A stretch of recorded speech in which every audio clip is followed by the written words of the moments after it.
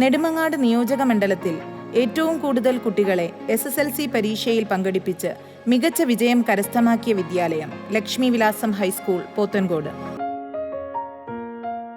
പഠനം മൂല്യാധിഷ്ഠിതമായിരിക്കണമെന്ന ലക്ഷ്യത്തെ അടിസ്ഥാനമാക്കി പ്രവർത്തിക്കുന്ന സ്നേഹത്തണൽ എന്ന കാരുണ്യ കൂട്ടായ്മ വിദ്യാലയത്തിൽ സജീവമായി പ്രവർത്തിച്ചു വരുന്നു.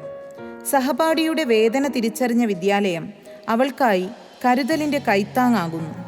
ഗുരുതര രോഗം ബാധിച്ച സഹപാഠിക്ക് വിദ്യാലയം PTA സഹായത്തോടെ സമാഹരിച്ച 6 ലക്ഷത്തോളം രൂപ കുടുംബത്തിന് കൈമാറി കാരുണ്യ പ്രവർത്തനങ്ങൾക്ക് മാതൃകയായി മാറി.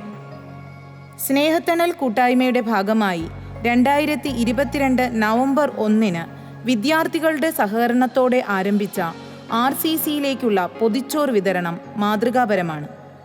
5 വർഷങ്ങൾക്ക് മുൻപ് ആരംഭിച്ച സഹപാഠിക്കൊരു കൈത്താങ്ങ് വീട്ടിലേക്കൊരു കുഞ്ഞാട് പദ്ധതി പ്രകാരം 2024 മാർച്ച് വരെ 49 ആട്ടിൻകുട്ടികളെ വിതരണം ചെയ്യാനായത് സാഭിമാനം ഇവിടെ ഓർക്കുന്നു.